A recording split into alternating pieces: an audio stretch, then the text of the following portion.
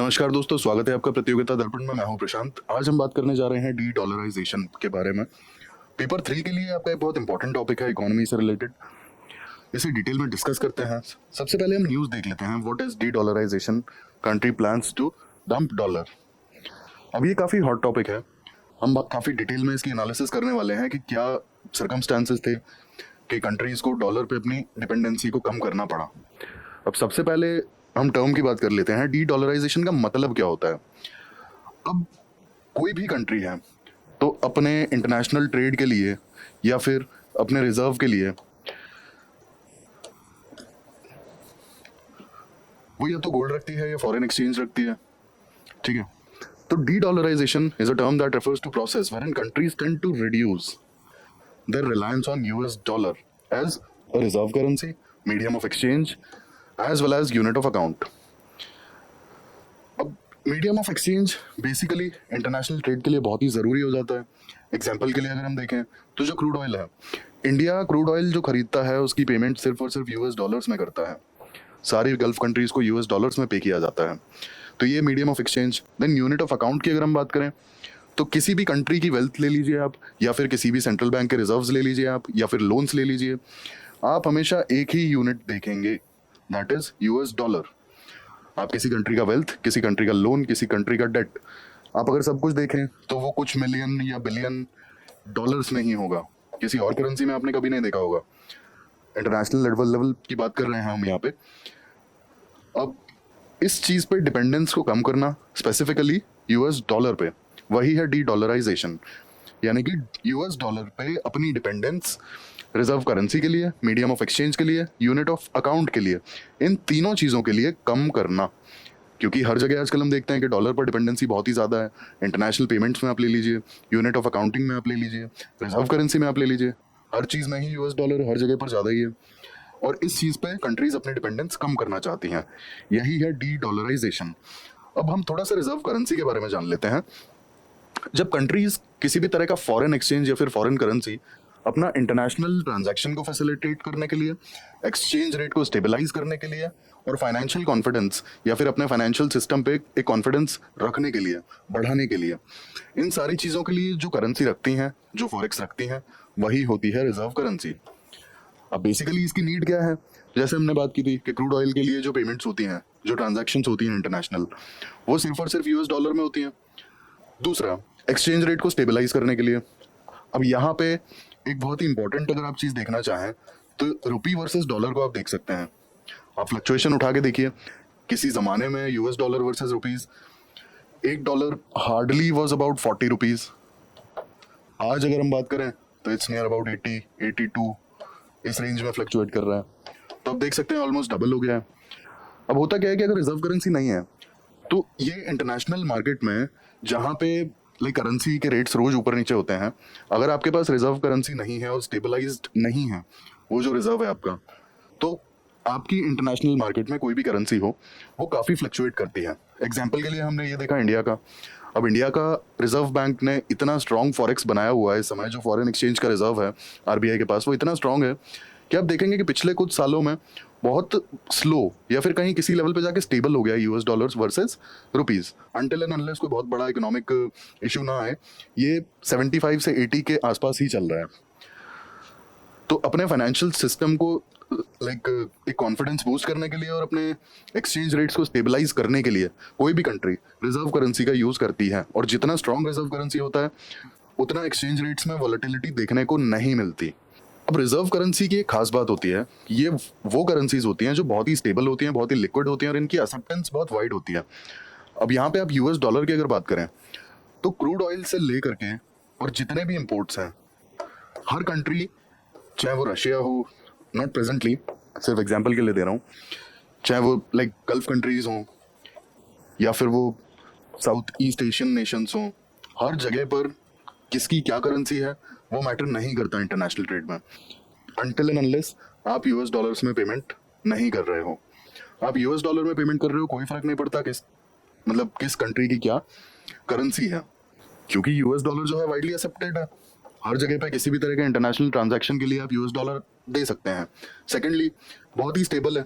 Stable होने का reason है यूएस की जो मार्केट्स हैं, फाइनेंशियल मार्केट्स, वो काफ़ी स्ट्रांग और काफ़ी डीप हैं। ये एक बहुत बड़ा रीज़न है कि यूएस डॉलर काफ़ी स्टेबल है। इसीलिए भी countries like stable as in US dollar का एक्सचेंज खुद के मतलब उसका जो वैल्यू, अगर वैल्यू की हम बात करें तो काफ़ी स्टेबलाइज रहता है, बहुत ज़्यादा फ्लक्चुएटिंग नहीं होता है कि जैसे एग्जांपल के लिए आप रुपी ले लीजिए तो रुपये का वैल्यू ऊपर नीचे होता रहता है, ठीक है। लेकिन आप देखेंगे कि ये यूएस डॉलर के केस में काफ़ी ज़्यादा स्टेबिलिटी है और काफ़ी लिक्विड भी है, बहुत इजीली अवेलेबल भी हो जाता है और बहुत इजीली कहीं भी एक्सेप्ट भी कर लिया जाता है। तो ये सारी चीज़ें यूएस डॉलर को बहुत ही अट्रैक्टिव रिजर्व करेंसी बनाती हैं। और स्पेशली अगर वर्ल्ड वॉर सेकेंड की हम बात देखें तो यूएस डॉलर बहुत ही प्रोमिनेंट रिजर्व करेंसी रहा है। फर्स्ट वर्ल्ड वॉर के पहले तक शायद सेम जो पोजीशन थी वो ब्रिटिश पाउंड की थी, लेकिन आज की तारीख में स्पेशली सेकेंड वर्ल्ड वॉर के बाद जो रिजर्व करेंसी की एक स्टेबिलिटी यूएस डॉलर में कंट्रीज और इकोनॉमीज देखती हैं वो किसी और करेंसी में नहीं देखती हैं। तो अपने यहाँ के एक्सचेंज रेट्स को स्टेबल रखने के लिए, इंटरनेशनल ट्रांजैक्शंस को फैसिलिटेट करने के लिए और ये सारे बेनिफिट्स को देखते हुए कंट्रीज यूएस डॉलर को रिजर्व करेंसी के रूप में रखती हैं। चलिए आगे बढ़ते हैं। अब ग्लोबल करेंसी की बात कर लेते हैं कि US dollar as a global currency कितना इंपॉर्टेंट है और ये डेटास क्या कहते हैं। सबसे पहली बात, इंटरनेशनल ट्रेड में जो ट्रेड होता है उसका हाफ ऑलमोस्ट, इसके बाद इंटरनेशनल लोन्स, ग्लोबल डेब्ट सिक्योरिटीज, ये एक मेजर चंक सिर्फ और सिर्फ यूएस डॉलर में डिनोमिनेट किया जाता है। US dollar officially reserve currency 1944 के बाद से बन गया था जब ब्रेटन वुड्स इंस्टीट्यूशंस आए थे, यानी कि आईएमएफ और वर्ल्ड बैंक। इसके बाद डॉलर इतना डोमिनेटिंग क्यों है, इसका सबसे बड़ा रीज़न है जो अमेरिकन फाइनेंशियल मार्केट है और जो फाइनेंशियल इंस्टीट्यूट्स हैं वो काफ़ी ज़्यादा क्रेडिबल हैं। और एक और सबसे इम्पोर्टेंट बात कि यूएस डॉलर फ्रीली कन्वर्टेबल है। कन्वर्टेबल मीन्स आप कहीं भी यूएस डॉलर को देके और उस कंट्री का करेंसी ले सकते हैं। ये हर केस में होता है बट यूएस डॉलर के केस में बहुत इजीली हो जाता है। It's all about demand and supply. आप देखिए यूएस डॉलर का इतना डिमांड रहता है और सप्लाई भी उसी लेवल पे है, यही कारण है कि बहुत इजीली कन्वर्टेबल भी होती है। अब 40% ऑफ द वर्ल्ड्स डेब्ट it is issued in dollars. अब आप डॉलर की डिपेंडेंसी देख सकते हैं कि किस तरीके से ये रिजर्व करेंसी के लिए इंपॉर्टेंट है और किस तरीके से ये एक ग्लोबल करेंसी का काम करता है। आप डिपेंडेंसी समझिए, लगभग आधे से भी ज़्यादा इंटरनेशनल ट्रेड सिर्फ और सिर्फ यूएस डॉलर्स में होता है। वर्ल्ड डेब्ट की बात की जाए तो 40% से भी ज़्यादा डेब्ट सिर्फ और सिर्फ यूएस डॉलर्स में है। अब हम बात करेंगे डी डॉलराइजेशन की, और ये क्यों हुआ वो मैं आपको आगे बताऊंगा। बट ये जो परसेप्शन आया, इस परसेप्शन का रीज़न क्या है, कौन से ऐसे डेटा हैं जो हमें बताते हैं कि डी डॉलराइजेशन हो रहा है और इसकी इन फ्यूचर क्या नीड होगी, उस पर भी हम बात करेंगे, क्या इसके इम्पैक्ट्स होंगे। फिलहाल हम डेटा देखते हैं कि कैसे इस चीज़ का अंदाज़ा लगाया जा रहा है कि डी डॉलराइजेशन काफ़ी तेज़ी से हो रहा है। तो आइए सबसे पहला डेटा देख लेते हैं। मार्केट शेयर यूएस डॉलर की फॉरेक्स रिजर्व में आज की तारीख में 2022 में जो डेटा है वो 58% है, और जो कि ये 71% से 58% हुआ है। 71% था 2001 में। तो आप समझ सकते होंगे कि फॉरेक्स का जो रिजर्व है अब कंट्रीज के पास यूएस डॉलर्स के बजाय दूसरी करेंसीज में रखना शुरू कर दिया है। और ये डेटा इसका प्रूफ है कि 71% से और 58% शेयर रह चुका है यूएस डॉलर्स का। सेकेंडली 2022 और उसके पहले, हालांकि ये फिनोमेना काफ़ी टाइम से देखने को मिल रहा है, बट स्पेसिफिकली अगर 2022 की बात की जाए, सेंट्रल बैंक्स ने 1126 टन सिर्फ और सिर्फ गोल्ड अपने रिजर्व्स में बढ़ाया है।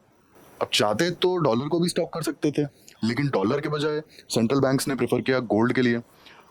और एक और बात यहाँ पे 1987 के बाद से देखने को मिली है कि बैंक्स जो हैं गोल्ड बहुत तेज़ी से खरीदने लगी हैं।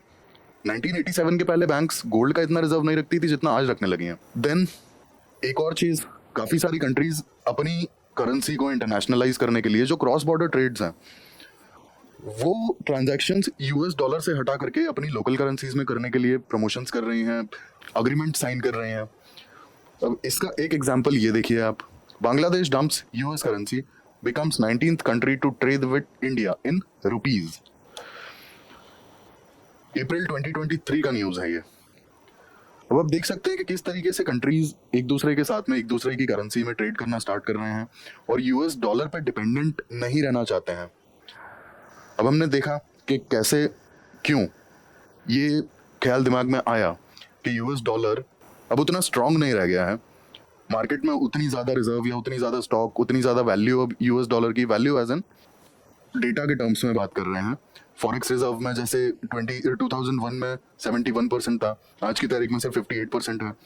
कंट्रीज अपनी करेंसी को नेशनलाइज करना चाह रही हैं। एग्जाम्पल आप इंडिया का भी ले सकते हैं, जैसे बांग्लादेश के साथ में जो एग्रीमेंट हुआ कि टाका एज वेल एज रुपी में इंटरनेशनल ट्रेड होगा बांग्लादेश और इंडिया का, यूएस डॉलर में नहीं होंगी ये ट्रांजैक्शंस। तो इसके बाद एक और चीज़ हमने देखी कि किस तरीके से बैंक गोल्ड को स्टॉक कर रहे हैं, ना कि यूएस डॉलर को। तो जो पोजीशन यूएस डॉलर की कुछ साल पहले तक थी, स्पेशली 1 या 2 डेकेड पहले तक, अब उतनी स्ट्रांग पोजीशन नहीं है इंटरनेशनल मार्केट में। हालांकि फाइनेंशियल इंस्टीट्यूशंस के केस में अभी भी यूएस पे बहुत बड़ी डिपेंडेंसी है। आगे हम वो डिस्कस करेंगे कि डी डॉलराइजेशन की नीड क्या है और क्यों कंट्रीज इसे इतना पेस से अडॉप्ट करना चाहती हैं। अब हम बात करते हैं कि क्यों सब हो रहा है ये। सबसे पहली अगर बात की जाए तो यूएस पे डिपेंडेंसी कम करने के लिए। अब यूएस पे डिपेंडेंसी कम करने के लिए मतलब यहाँ पे जो इंटरनेशनल ट्रेड है, इंटरनेशनल ट्रेड मैंने आपको बताया डेटा में कि 50% से भी ज़्यादा इंटरनेशनल ट्रेड की जो पेमेंट्स होती हैं वो सिर्फ और सिर्फ यूएस डॉलर्स में होती हैं। इतनी ज़्यादा डिपेंडेंसी, इंटरनेशनल ट्रेड इतना बड़ा है लेकिन सिर्फ एक करेंसी पूरे इंटरनेशनल ट्रेड पे रूल कर रही है, क्योंकि 50% से भी ज़्यादा इंटरनेशनल ट्रांजैक्शन सिर्फ और सिर्फ यूएस डॉलर्स में हो रही हैं। तो ये डिपेंडेंसी कंट्रीज कम करना चाहती हैं। अब इसके रीज़न आप देखिए, रशिया यूक्रेन वॉर के बाद रशिया पे सैंक्शंस लगा दिए जाते हैं, जो वेस्टर्न वर्ल्ड है पूरा यूनाइट हो गया, रशिया पे सैंक्शंस लगा दिए गए। अब सैंक्शंस का मतलब क्या है कि जो भी पेमेंट्स रशिया को जानी है और अगर वो इंटरनेशनल ट्रेड के वजह से जानी है, इंटरनेशनल ट्रेड के लिए जो भी ट्रेड हुआ है वो पेमेंट्स रशिया को जानी है और अगर वो यूएस डॉलर्स में है तो वो फ्रीज कर दी जाएंगी, क्योंकि ये कहीं ना कहीं तो वाया अमेरिकन फाइनेंशियल इंस्टीट्यूट्स के ही जानी है ना। और स्पेसिफिकली अगर देखा जाए रशिया और यूक्रेन वॉर के बाद से डी डॉलराइजेशन काफ़ी सारी कंट्रीज ने बहुत पेस से अडॉप्ट करने की कोशिश की है। रीज़न, बहुत सारे Russian assets, billions of dollars के रशियन असेट्स यूएस ने फ्रीज कर दिए। अब ये तो किसी भी कंट्री के साथ में हो सकता है ना। आज की तारीख में तो ये रशिया के साथ में हुआ क्योंकि कोल्ड वॉर के टाइम से यूएस वर्सेस रशिया चला आ रहा है और वेस्ट जो है रशिया की पॉलिसीज और Russia as a country like नहीं करते हैं, इनकी आपसी जो भी डिफरेंसेस हैं वेस्ट वर्सेस रशिया के। लेकिन यहाँ पे फिलहाल के लिए तो रशिया यूक्रेन वॉर के बाद काफ़ी सारे Russian assets billion of dollars ये फ्रीज कर दिए गए। अब ये किसी भी कंट्री के साथ में हो सकता है और कोई भी कंट्री ये नहीं चाहेगा कि उनके बिलियंस ऑफ डॉलर्स के जो असेट्स हैं वो फ्रीज हो जाएं। तो सीधी बात है, reduce dependence, then decouple from US economic shocks. अब आपने हाल फिलहाल में देखा होगा यूनाइटेड स्टेट्स का जो फेडरल रिजर्व है, जैसे ही वो किसी भी तरह का पॉलिसी रेट्स ऊपर या नीचे करता है तो तुरंत के तुरंत आपको वर्ल्ड पे इसका असर देखने को मिल जाता है।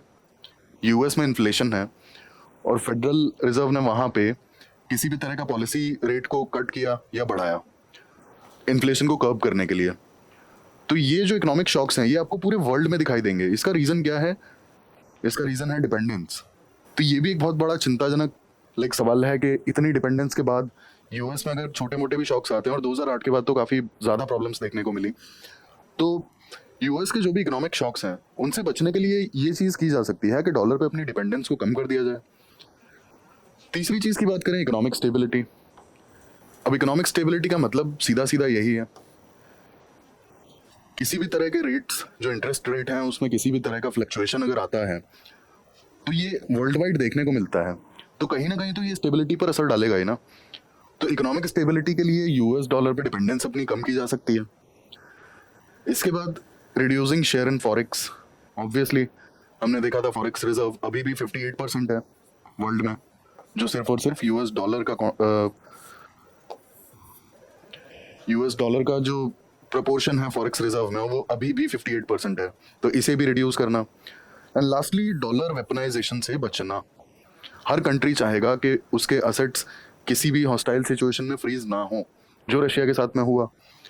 तो अपने पर्सनल मोटिव्स के लिए यूनाइटेड स्टेट्स ने रशिया के बिलियंस ऑफ डॉलर्स के असेट्स को फ्रीज कर दिया। This is what is dollar weaponisation. अब यहाँ पे सिर्फ असेट्स की बात नहीं है डॉलर वेपनाइजेशन में। रशिया पे जिस भी तरह के सैंक्शंस लगे, ईरान पे लगे, अफगानिस्तान पे लगे, तो ये जो सैंक्शंस हैं, सैंक्शंस से कहीं ना कहीं इंटरनेशनल ट्रेड पर बहुत फर्क पड़ता है। इंटरनेशनल ट्रेड बहुत बुरे तरीके से हैम्पर भी होता है। आप ईरान का देख लीजिए, इतना क्रूड ऑयल है लेकिन क्योंकि वेस्टर्न वर्ल्ड ने सैंक्शंस लगाए हुए हैं तो वो अपने क्रूड ऑयल को बेच ही नहीं पाते हैं, करेंसी इश्यूज आते हैं। तो ये जो सैंक्शंस हैं, सैंक्शंस भी तो वेपनाइजेशन का ही पार्ट है। Asset freezing, account freezing, sanctions. अब वाया यूएस डॉलर कोई भी ट्रांजैक्शन नहीं होगा तो दिक्कत आएंगी। जैसे वेनेजुएला के केस में हुआ था, वेनेजुएला पर सैंक्शंस लगाए थे यूएस ने, और जब ये सैंक्शंस लगे और वेनेजुएला की हालत काफ़ी ख़राब हो चुकी थी, अब इन्हें क्रूड ऑयल अपना बेचना था, तो इन्होंने इंडिया से ये तक बोल दिया था कि बार्टर सिस्टम, यानी कि आप हमें फूड और मेडिसिन प्रोवाइड कर दो और बदले में हमसे हमारा क्रूड ऑयल ले लो, ये तक बोला था। तो ये जब सैंक्शंस में इतनी बुरी हालत हो जाती है कि किसी भी तरह का ट्रांजैक्शन पॉसिबल नहीं हो पाता है, तो ये भी कहीं ना कहीं एक डॉलर वेपनाइजेशन ही है। और हर कंट्री इस तरीके के वेपनाइजेशन से बचना चाहेगा, क्योंकि कहीं पर भी पॉलिटिकल सर्कमस्टांसेस और पॉलिटिकल स्टेबिलिटी कहीं पर भी किसी भी समय पर खराब हो सकती है। थोड़ा बहुत ऊपर नीचे हर कंट्री में चलता रहता है। अब उस केस में अगर आपका आइडियोलॉजी यूनाइटेड स्टेट्स के साथ में मैच नहीं करता है और अगर आपके पास ये सैंक्शंस किसी भी कंट्री के ऊपर लगा दिए जाते हैं, तो उनका तो रिसोर्सेज होने के बावजूद भी वो तो ट्रेड ही नहीं कर पाएंगे। इंटरनेशनल ट्रेड उनका तो हैम्पर हो जाएगा इन सैंक्शंस की वजह से। तो कंट्रीज इससे भी बचना चाहती हैं, सो कॉल्ड डॉलर वेपनाइजेशन। अब इसका इम्पैक्ट हम देख लेते हैं कि डी डॉलराइजेशन का इम्पैक्ट क्या हो सकता है। सबसे पहले तो यूएस डॉलर की डिमांड मार्केट में कम होने लगेगी। ऑब्वियसली जब फॉरेक्स रिजर्व और इंटरनेशनल ट्रांजैक्शंस के लिए डॉलर पे डिपेंडेंसी कम हो जाएगी तो डिमांड तो कम होना ही है। देन यूनाइटेड स्टेट्स का ग्लोबल फाइनेंशियल सिस्टम में रोल कम हो जाएगा। जैसे मैंने आपको ईरान और वेनेजुएला का एग्जांपल दिया, तो अब कहीं ना कहीं ये असेट फ्रीजिंग, अकाउंट फ्रीजिंग और जो यूएस डॉलर्स में जो ट्रांजैक्शन होती हैं तो वो वाया यूएस ही होती हैं। कहीं ना कहीं यूएस की फाइनेंशियल मशीनरी पे डिपेंडेंट है, जो भी वहाँ के फाइनेंशियल इंस्टीट्यूट्स हैं। तो ऑब्वियसली जब यूएस डॉलर में ट्रेड होगा ही नहीं तो ग्लोबल फाइनेंशियल सिस्टम में यूनाइटेड स्टेट्स का तो रोल कम होगा ही ना। इसके बाद वोलेटिलिटी करेंसी एक्सचेंज रेट्स में देखने को मिल सकती है। अब क्योंकि यूएस डॉलर पे डिपेंडेंसी कम हो रही है तो करेंसी, जो लोकल करेंसी है उसमें कहीं ना कहीं एक्सचेंज रेट्स में थोड़ा बहुत वोलेटिलिटी आ सकता है। देन अदर करेंसीज का इंटरनेशनलाइजेशन होगा। अगर यूएस डॉलर पे डिपेंडेंस कम होगी तो ऑब्वियसली बात है अदर करेंसीज का इंटरनेशनलाइजेशन होगा ही, तभी तो इंटरनेशनल ट्रेड हो पाएगा। एग्जाम्पल के लिए हमने देखा था किस तरीके से इंडिया रुपये इंटरनेशनलाइजेशन पे काम कर रहा है। आगे हम देखेंगे कि क्या क्या स्टेप्स लिए हैं इंडिया ने रुपये इंटरनेशनलाइजेशन के लिए भी। इसके बाद ग्लोबल मार्केट्स में थोड़ी वोलेटिलिटी देखी जा सकती है। अब ये वोलेटिलिटी कैसे देखी जा सकती है? यूएस डॉलर की डिमांड क्योंकि मार्केट में कम होगी तो जो डॉलर के बॉन्ड्स होंगे ऑब्वियसली उनकी भी वैल्यू कम हो जाएगी। इनकी वैल्यू कम होगी तो हो सकता है कि फाइनेंशियल इंस्टीट्यूट्स या बैंक्स फेल कर जाएं। जैसे अभी रिसेंटली जो एग्जांपल देखा था यूएस में एक बैंक फेलियर का, एसवीबी एंड सिग्नेचर बैंक, ये रिसेंटली हमें देखने को मिले थे। यूएस के बैंक्स हैं जो कि फेल कर गए थे, कोलैप्स हो गए थे। इनके जो भी इन्वेस्टमेंट्स हैं वो रातों रात जीरो हो गए। तो जब इतने बड़े लेवल पे फाइनेंशियल इंस्टीट्यूट्स फेल करेंगे तो ऑब्वियसली क्योंकि अभी भी यूएस डॉलर पे डिपेंडेंसी काफ़ी हाई है तो कहीं ना कहीं वोलेटिलिटी ग्लोबल मार्केट में भी देखने को मिलेगी। आज की तारीख में जब यूएस फेड थोड़ा बहुत भी पॉलिसी रेट्स या इंटरेस्ट रेट को ऊपर नीचे करता है तो आज भी हम लोग जब डी डॉलराइजेशन की बात कर रहे हैं तब भी हम ग्लोबल मार्केट्स में वोलेटिलिटी देखते हैं सिर्फ इंटरेस्ट रेट के ऊपर। तो जब डी डॉलराइजेशन प्रॉपर तरीके से होने लगेगा और अच्छे खासे पेस पर होगा तो ऑब्वियसली ये वोलेटिलिटी दिखेगी ही ग्लोबल मार्केट्स में। अब एक सबसे इंपॉर्टेंट बात कर लेते हैं कि अगर डी डॉलराइजेशन होगा तो क्या कोई एक या दो करेंसी फिर से इंटरनेशनलाइज हो पाएंगी? अब एग्जाम्पल के लिए आप देखें, ब्रिटिश पाउंड की अगर हम बात करें तो फर्स्ट वर्ल्ड वॉर के पहले ब्रिटिश पाउंड की वो पोजीशन थी जो यूएस डॉलर की आज है, लेकिन उसके बाद से ब्रिटिश पाउंड की वो वाली पोजीशन नहीं रह गई। इसके बाद यूरो की अगर हम बात करें, यूरो का 37% शेयर है ग्लोबल पेमेंट्स में, काफ़ी बड़ा है। हालांकि अभी भी यूएस डॉलर का सबसे ज़्यादा है, बट ग्लोबल पेमेंट्स में, इंटरनेशनल पेमेंट्स में यूरो का काफ़ी बड़ा रोल है। क्या यूरो यूनाइटेड स्टेट्स यूएसडी की या डॉलर की जगह ले पाएगा? दूसरी बात, यूरो पे रिलाई करना, एक्चुअल में देखा जाए तो यूरोपियन यूनियन में आए दिन कुछ ना कुछ इश्यूज देखने को मिलते हैं। रिसेंट अगर हम एग्जांपल लें तो ग्रीस में काफ़ी फाइनेंशियल इश्यूज देखने को मिले थे। तो यूरोपियन यूनियन पे क्या इस लेवल पे ट्रस्ट किया जा सकता है जिस लेवल पे यूनाइटेड स्टेट्स पे किया गया था? काफ़ी सारे इंटरनल टर्मोइल चलते रहते हैं यूरोपियन यूनियन में लॉज को लेकर के, फिर हाल फिलहाल में हमने ब्रेक्सिट भी देखा था। तो क्या यूएस डॉलर और यूरो, मतलब यूरो यूएस डॉलर की जगह ले पाएगा? रिप्लेस कौन सी करेंसी कर पाएगी यूएस डॉलर को? ये एक बहुत बड़ा सवाल है।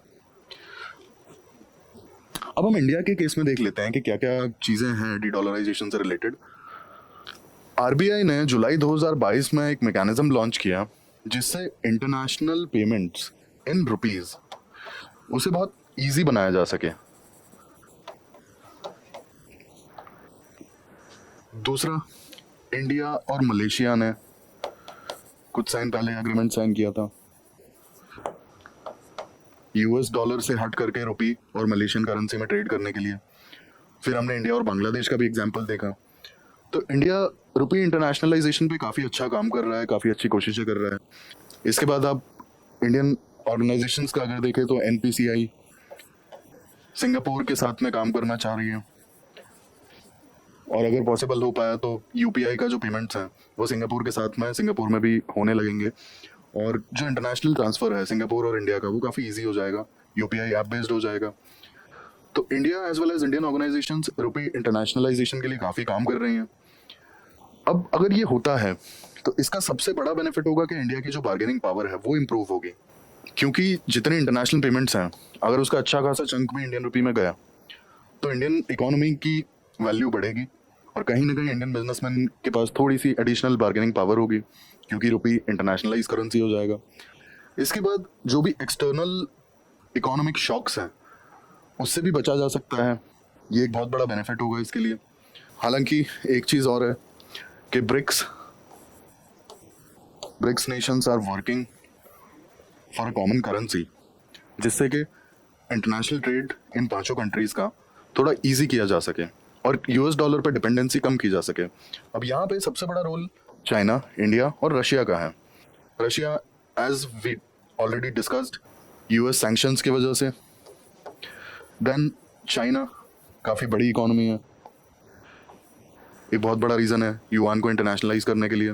ऑलरेडी चाइना ने ईरान के साथ में कुछ डील्स की हैं जिसमें क्रूड ऑयल का जो पेमेंट होगा वो युआन में होगा, और इंडिया भी रुपये इंटरनेशनलाइजेशन के लिए काम कर रहा है। तो ब्रिक्स कंट्रीज फिलहाल एक कॉमन करेंसी पे काम कर रही हैं अपार्ट फ्रॉम यूएस डॉलर, जहाँ पे इंटरनेशनल ट्रेड को थोड़ा आसान बनाया जा सके। तो एक ये भी एस्पेक्ट है डी डॉलराइजेशन का। तो ये हमने देखा कि किस तरीके से डी डॉलराइजेशन एक डायरेक्शन पकड़े हुए है, किस तरीके से जो ग्लोबल इकोनॉमीज़ हैं यूएस डॉलर पे अपनी डिपेंडेंसी कम करना चाहती हैं, वो उस पर काम कर रहे हैं। उसके रीजंस को जाना, सारे एस्पेक्ट्स देखे, और ये भी जाना कि इंडिया किस तरीके से रुपये इंटरनेशनलाइजेशन के लिए काम कर रहा है। तो ऐसे ही इन्फॉर्मेटिव वीडियोस के लिए हमारे साथ जुड़े रहिए। Thank you, thanks for watching.